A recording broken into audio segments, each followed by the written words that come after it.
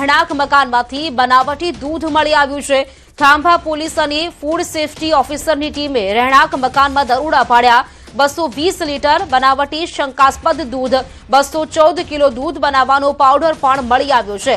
તો દૂધ બનાવવા ઉપયોગમાં લેવાતું 43 કિલો વનસ્પતિ તેલ પણ મળી આવ્યું છે। ફૂડ વિભાગે સેમ્પલ લઈને એફએસએલમાં મોકલ્યા છે।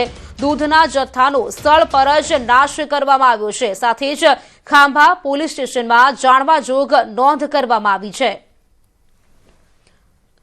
ગોરાળા ગામે ફૂડ વિભાગ દ્વારા દરોડા પાડવામાં આવ્યા છે। શંકાસ્પદ દૂધનો જથ્થો છે તે ઝડપાયો છે। લગભગ 2 રહેણાંક મકાનમાંથી આ બનાવટી દૂધ છે તે મળી આવ્યું છે અને સાથે જ દૂધ બનાવવાનો પાવડર છે અને સાથે વનસ્પતિ તેલ પણ મળી આવ્યું છે। જો કે આ દૂધના જથ્થાનો સ્થળ પર જ નાશ કરવામાં આવ્યો છે અને સાથે જ આગળની જે કાર્યવાહી છે તે પણ હાથ ધરવામાં આવી છે। અમુક સેમ્પલ છે તે પણ મોકલવામાં આવ્યા છે। ફૂડ વિભાગ દ્વારા આ દરોડા પાડવામાં આવ્યા હતા અને વાત કરીએ તો ફૂડ વિભાગના દરોડામાં નકલી દૂધ મળી આવ્યું છે। જાણકારી મેળવીશું સંવાદદાતા રાજન પાસેથી। રાજન, શંકાસ્પદ દૂધનો જથ્થો ઝડપી પાડવામાં આવ્યો છે, જાણકારી શું આ મામલે? પ્રીતિ, આ સમગ્ર ઘટના છે ખાંભા તાલુકાના ઇંગોરાળા ગામે બની છે। ગત મોડી રાત્રે પોલીસ અને ફૂડ વિભાગ દ્વારા 2 અલગ અલગ રહેણાંક મકાનોમાં રેડ કરવામાં આવી હતી, જેમાંથી શંકાસ્પદ બનાવટી દૂધનો જથ્થો મળી આવ્યો છે। 220 લીટર જેટલું દૂધ મળી આવ્યું છે। દૂધ બનાવવાનો જે પાવડર છે 200 કિલોથી વધુ પાવડર મળી આવ્યો છે। આ સિવાય વનસ્પતિ તેલ પણ મળી આવ્યું છે। આ સમગ્ર જથ્થો સીઝ કરવામાં આવ્યો છે અને જે બનાવટી દૂધ હતો એનો રાત્રે જ નાશ કરવામાં આવ્યો છે। આ સમગ્ર ઘટના બાબતે ખાંભા પોલીસમાં જાણવાજોગ ફરિયાદ પણ નોંધવામાં આવી છે। પ્રીતિ, બિલકુલ રાજન, આભાર આપનું જાણકારી આપવા માટે। આ તરફ જૂનાગઢમાંથી શંકાસ્પદ દૂધનો જથ્થો ઝડપાયો છે। કાળબા ચોકમાંથી શંકાસ્પદ દૂધનું ટેન્કર ઝડપાયું। ટેન્કરમાં અંદાજે 8000 લીટર દૂધનો જથ્થો હોવાનો અંદાજ છે। પોલીસને જાણ કરતા પોલીસે ઘટના સ્થળ પર પહોંચીને ટેન્કર જપ્ત કર્યું છે। તો ટેન્કરને સી ડિવિઝન પોલીસ સ્ટેશન ખાતે લઈ જવામાં આવ્યું છે। વિસાવદરના લેરિયા ખાતેથી આ દૂધનો જથ્થો આવતો હોવાનો આક્ષેપ કરાયો છે। સુરત ડેરીમાં દૂધ ઠલવાતું હોવાનો વિદ્યાર્થી નેતા યુવરાજસિંહે આક્ષેપ કર્યો। તો સમગ્ર મામલે એફએસએલની ટીમ તપાસ કરે તેવી માંગ છે।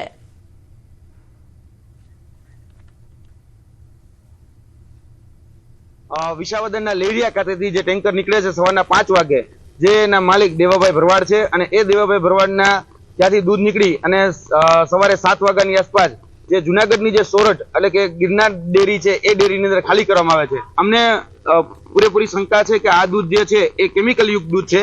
એટલે આની અંદર કયા કયા પ્રકારના એડિલ્ટ્રેશન કરવામાં આવે છે, કયા કયા પ્રકારના કેમિકલનો ઉપયોગ કરીને આ દૂધ બનાવવામાં આવ્યું છે તેની તપાસ થવી ખૂબ જરૂરી છે। હવે વાત કરીશું ખેડૂતોના માથે આફત।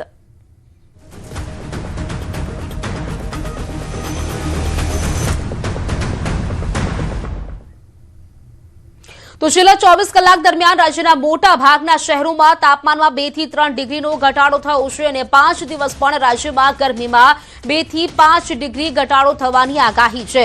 ગુજરાતવાસીઓને ગરમીથી આંશિક રાહત મળશે તેવી હવામાન વિભાગે આગાહી કરી છે।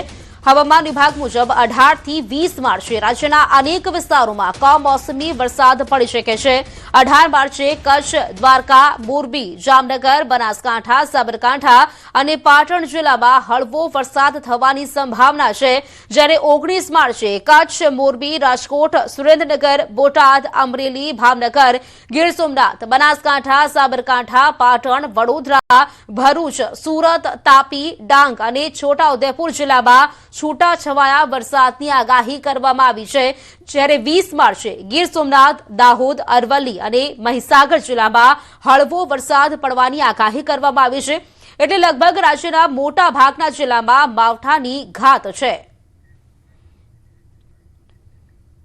मैक्सिमम टेम्परेचर की बात करेंगे तो आने वाले 5 दिनों के लिए मैक्सिमम टेम्परेचर में 2 से 4 डिग्री की गिरावट का पूर्वानुमान है। आने वाले 4 दिनों के लिए गुजरात स्टेट के सारे डिस्ट्रिक्ट हैं जिसमें ड्राई वेदर प्रिवेल करेगा और डे 5, डे 6 और डे 7 में आइसोलेटेड प्लेसेस पे लाइट टू मॉडरेट रेन और साथ में थंडरस्टॉर्म की वार्निंग है। डे 5, डे 6 और डे 7 के लिए जो रेनफॉल और साथ में थंडरस्टॉर्म की वार्निंग है, ये प्री मानसून की बारिश है। તો ઉનાળુ પાક તૈયાર છે ત્યારે જ માવઠાનું સંકટ ખેડૂતોના મોં સુધી આવેલો કોળિયો છીનવી શકે છે। આ કમોસમી વરસાદથી સૌથી વધુ જોખમ કેરીના પાક પર છે। માવઠાના કારણે આંબા પરથી મોર ખરી શકે છે અને કેરીમાં ડાઘ પડી શકે છે। આ ઉપરાંત બાજરી, તલ, મગ અને ડુંગળી જેવા પાકો પણ આકાશી આફતનો ભોગ બની શકે છે। જો પવન સાથે વરસાદ પડ્યો તો તૈયાર પાક આડો પડી જશે, જેના કારણે જગતનો તાત પાયમાલ થઈ શકે છે। હાલમાં ખેતરમાં રહેલા જીરું, ઘઉં, ચણા, વરિયાળી સહિતના પાકને નુકસાન થવાની ભીતિ સેવાઈ રહી છે। ખાસ કરીને ગીર પંથકમાં કેસર કેરીની સિઝનના પગલે ખેડૂતો અને કેરીના બગીચા રાખનારા લોકોના જીવ પડીકી બંધાયા છે। જો માવઠું વરસે તો કેરીમાં નુકસાન થઈ શકે છે।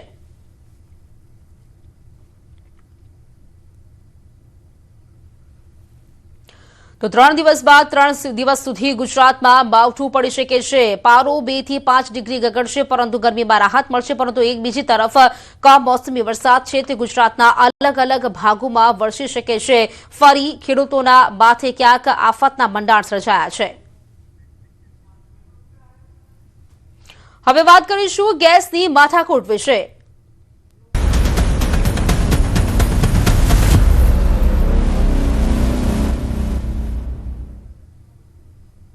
અમદાવાદીઓનું હોટ ફેવરિટ માણિક ચોક પર લાગશે ગ્રહણ, કારણ કે માણિક ચોકમાં ચાલતી લારીઓ પરના સિલિન્ડરનો સ્ટોક પૂરો થવાના આરે છે।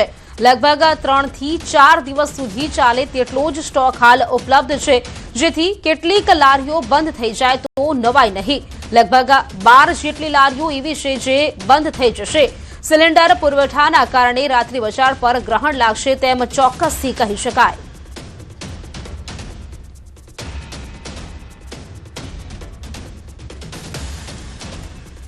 અમદાવાદની આન બાન અને શાન એટલે માણિક ચોક અને રાત્રિ બજાર। માણિક ચોકનું રાત્રિ બજાર ખૂબ જ ફેમસ છે, પરંતુ 2-4 દિવસની અંદર આ રાત્રિ બજાર પણ બંધ થવાને આરે છે, જેનું કારણ છે વેપારીઓ પાસેથી પણ પૂછીશું। પરંતુ અત્યારે આપ જુઓ, આ શનિવારના દ્રશ્યો, જો શનિ રવિ આ પ્રકારની ભીડ તો જોવા મળશે, પરંતુ આવતા શનિ રવિ આ પ્રકારની ભીડ જોવા મળશે કે કેમ તે સવાલ ઊભો થઈ રહ્યો છે। મારી સાથે વેપારીઓ છે, વેપારીઓ સાથે વાત કરીશું। અરવિંદભાઈ, ખાસ કરીને માણિક ચોકમાં કેટલી લારી છે અને સિલિન્ડરને લઈને જે ઇસ્યુ થઈ રહ્યો છે તે શું છે?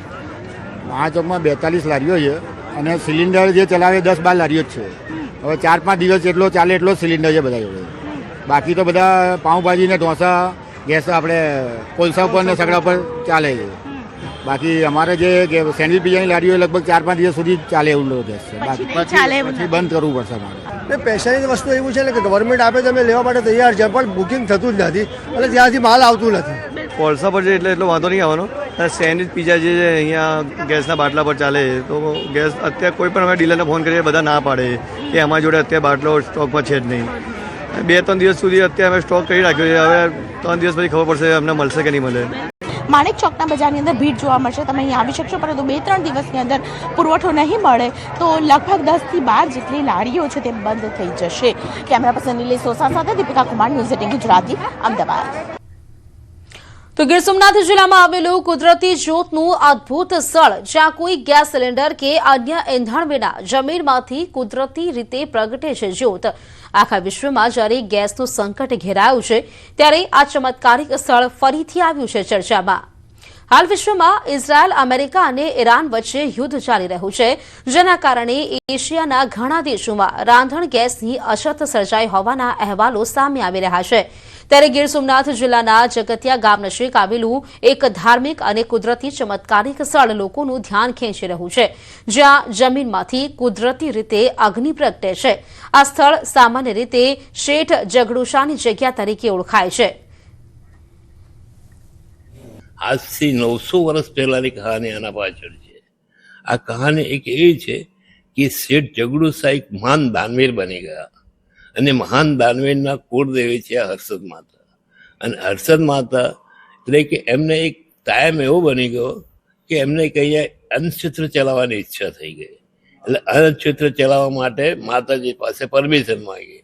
માતાજીએ પરમિશન આપી, પણ એના સ્થાનિક રાજા હતા, રાજાએ પરમિશન નથી આપી। અને પરમિશન નહીં આપવાનું કારણ એવું હતું કે વિદેશી માણસ હતા, અને જે વિદેશી માણસ એકને આપે બીજાને આપે એટલે એમણે નહોતું આપ્યું। માતાજીના પરમિશનના હિસાબે રાજા જગ્યા આપી દીધી, પણ જગ્યા પણ એવી આપી કે સમુદ્ર કિનારે રેતાળ જગ્યા, એટલે અનુકૂળ નહોતી. પણ માતાજીના કહેવા મુજબ શેઠ જગડુ સાહેબ આ જગ્યા અનુકૂળતા લીધે માગી લીધી, અને માગી એટલે માતાજી એમને વચન આપેલું કે